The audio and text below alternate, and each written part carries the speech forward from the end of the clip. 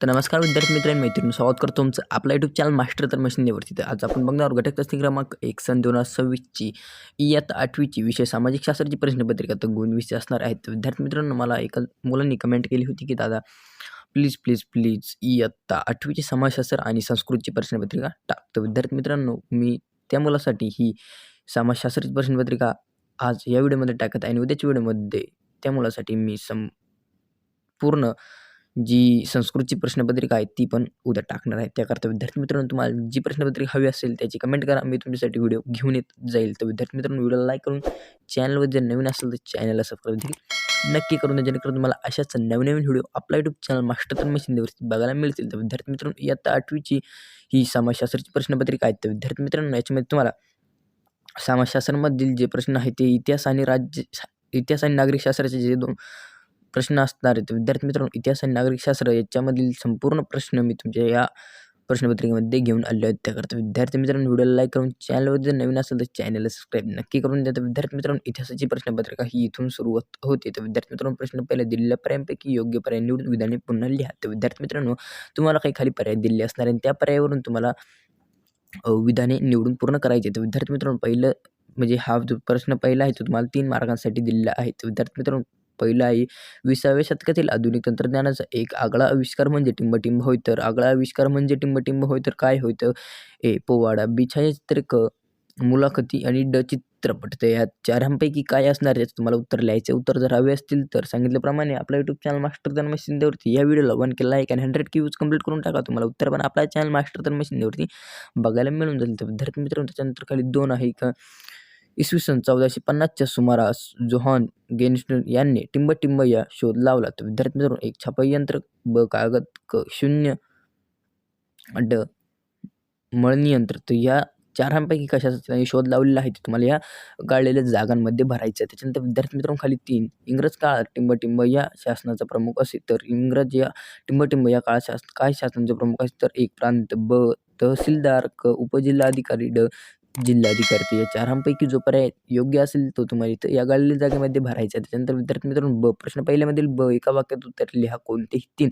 तर विद्यार्थी मित्रांनो, कोणतेही 3 एका वाक्यामध्ये तुम्हाला उत्तर लिहायचे. उत्तरासाठी तुम्हाला जागा दिलेली आहे, एक रेष दिली आहे. तर एकाच वाक्यात उत्तर लिहायचे, त्याकरता एक तुम्हाला इथं रेष पण दिलेली आहे. तर 3 मार्कांसाठी हे तुम्हाला काही 4 विचारले जाणार आहे प्रश्न. त्या चारांपैकी तुम्ही 3 चे उत्तर लिहायचे आहे. तर एक कोणत्या विभागाकडे मुंबई बंदराचे मूळ आराखडे आहेत? तर कोणत्या विभागाकडे मुंबई बंदरचे मूळ आराखडे आहे? म्हणजे विद्यार्थी मित्रांनो, मुंबईमध्ये काही थोडीशी बंदर होती, त्यालाच म्हणतात विद्यार्थी मित्रांनो बंदर म्हणजे बेटं होते. तर त्या बेटांचे मूळ आराखडे कोणत्या विभागाकडे आहेत हे तुम्हाला एका वाक्यामध्ये लिहायचं आहे 1 मार्कासाठी. त्यानंतर विद्यार्थी मित्रांनो, 1818च्या दरम्यान दिल्ली प्रत्यक्ष कोणत्या नियंत्रणाखाली होती? तर दिल्ली 1818 कोणत्या नियंत्रणाखाली होती? तुम्हाला एका वाक्यामध्ये लिहायचं. त्यानंतर खाली 3 लिओनार्दो द विंची या अजराम चित्रकाराची कोणत्या आहेत? तर हे अजराम चित्रकृती कोणत्या आहेत? तर कोणत्या अजराम चित्रकृती म्हणजे एकदम सुंदर याच्या चित्रकृती कोणत्या आहेत? ते तुम्हाला इथे लिहायचे आहे. 2-3 चित्रकृती त्याच्या सुंदर आहेत ते तुम्हाला लिहायचे. त्यानंतर इसवी सन 1913 मध्ये भारतीय चित्रपटसृष्टीची बहुमेळ पेढ कोणी रोवली? तर कोणी रोवली 1913 मध्ये भारतीय चित्रपटसृष्टीची मुहूर्तमेढ कोणी रोवली? ते तुम्हाला इथे लिहायचं आहे. 1 मार्कासाठी तुम्हाला इथे ते लिहायचं. त्यानंतर विद्यार्थी मित्रांनो, संकल्पना पूर्ण करा. कोणतीही एक संकल्पना तुम्हाला कोणतीही 2 दिल्या त्यापैकी कोणती एक तुम्हाला पूर्ण करायची. 2 मार्कांसाठी 1 संकल्पना तुम्हाला पूर्ण करायची. तर इतिहासाची लिखित साधने. तर इतिहासाची लिखित साधने तुम्ही इथे 4 इतिहासाची लिखित साधने लिहू शकता. त्याखालील विद्यार्थी मित्रांनो, दुसरी संकल्पना आहे की भारत इसवी सन 1857 साली स्थापना झालेली विद्यापीठे. तर भारतात 1857 साली कोणती विद्यापीठे स्थापन झाली? ती 3 विद्यापीठांची तुम्हाला नावे लिहायची आहेत. विद्यार्थी मित्रांनो, ही तुमची इतिहासाची प्रश्नपत्रिका क्लिअर झाली. तर विद्यार्थी मित्रांनो, इथून तुमची नागरिकशास्त्राची प्रश्नपत्रिका सुरू होते. विद्यार्थी मित्रांनो, याच्यामध्ये भूगोलची पण प्रश्नपत्रिका आहे. तर विद्यार्थी मित्रांनो, नागरिकशास्त्राची प्रश्नपत्रिका इथून सुरू होते तुमची वाली. प्रश्न 2 रिकाम्या जागी कंसातील योग्य पर्याय निवडून वाक्य पूर्ण करा. तर वाक्य तुम्हाला पूर्ण करायचं आहे 2 मार्कांसाठी. 2 मार्कांसाठी तुम्हाला वाक्य पूर्ण करायचे. तर 1 अध्यात्मिक शासन पद्धती टिंबटिंब आहे. कार्यकारी प्रमुख असतात. तर कार्यकारी प्रमुख कोण असतात? 1 पंतप्रधान, ब. लोकसभा अध्यक्ष, क. राष्ट्राध्यक्ष, ड. राज्यपाल. तर या चारांपैकी कोण असतात ते त्यांचे तुम्हाला तर उत्तर लिहायचे ते 2 लोकसभेची सदस्य संख्या विधानानुसार जास्तीत जास्त टिंब इतके असतात तर किती असतात? 511, ब 288, क 452, ड 552. तर विद्यार्थी मित्रांनो या चारांपैकी किती संख्या असते तुम्हाला इथं लिहायचं. त्यानंतर विद्यार्थी मित्रांनो खाली ब एका वाक्यात उत्तर लिहा. तुम्हाला वरील इतिहासाच्या प्रश्नपत्रिकेनुसार इथं पण एकाच वाक्यामध्ये तुम्हाला इथं उत्तर लिहायचे. 2 मार्कांसाठी तुम्हाला 2 उत्तरं लिहायची. तर एक संसदेच्या लोकसभेतील प्रतिनिधी कोणाकडून थेटपणे निवडली जातात. तर कोणाकडून थेट निवडली जातात ते तुम्हाला एका वाक्यामध्ये इथं उत्तर लिहायचं. त्यानंतर खाली 2 आहे. संसदेत कोणत्या 3 घटनांचा समावेश होतो. तो संसदेमध्ये कोणत्या 3 घटनांचा समावेश होतो.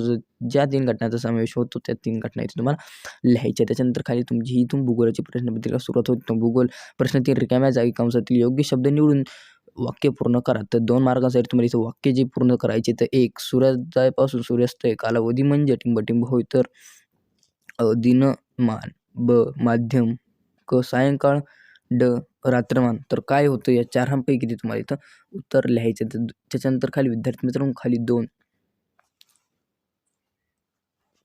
पृथ्वीचा सर्वात वरचा भाग टिंब म्हणून ओळखला जातो. तो पृथ्वीचा जो सर्वात वरचा भाग आहे तो काय म्हणून ओळखला जातो? प्रावरण, माती का भुवच, गाभा. तर या चारांपैकी कोण म्हणून ओळखला जातो? पृथ्वीचा जो वरचा भाग आहे तो काय म्हणून ओळखला जातो? ते तुम्हाला या चारांपैकी एकच तर उत्तर लिहायचं. तर विद्यार्थी मित्रांनो त्याच्यानंतर खाली ब एका वाक्यात उत्तर लिहायचं. सेम त्याच पद्धतीने तुम्हाला एका वाक्यात उत्तर लिहायचे. 2 मार्कांसाठी तुम्हाला एका वाक्यामध्ये उत्तर लिहायचे आहे. तर विद्यार्थी मित्रांनो प्रश्न पहिला आहे ब मधील. पाण्याचे बाष्पीभवन रूपांतर करणारी प्रक्रिया कोणती आहे? तर पाण्याचे बाष्पीभवन रूपांतर करणारी प्रक्रिया कोणती आहे?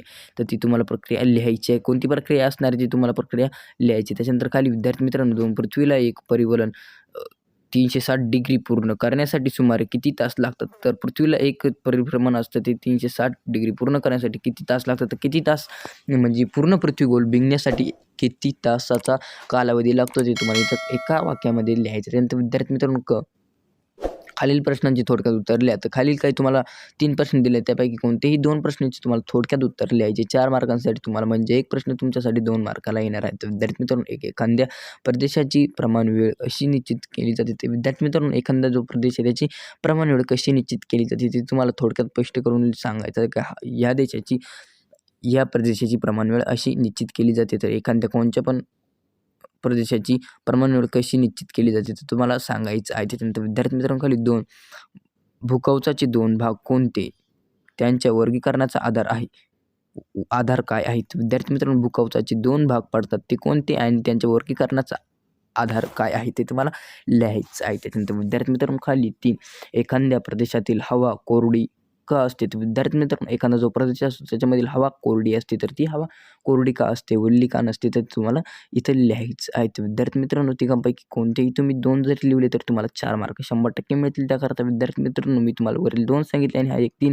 तर विद्यार्थी मित्रांनो ते 2 आणि हा एक 3 मिळून तुमचे 4 मार्क धरले जाणार नाहीत. तर विद्यार्थी मित्रांनो तुमची या तिघांपैकी 2 मिळून तुमचे 4 मार्क धरले जाणार आहेत. करता विद्यार्थी मित्रांनो तिन्ही जर लिहिले तुम्हाला तिघांचे पण उत्तर येत असेल तर तुमच्यासाठी एकच नंबर काम आहे. तर विद्यार्थी मित्रांनो जर येत असेल तुम्हाला जो या तिघांपैकी सोप्पा वाटत असेल त्यापैकी 2 सोडवा.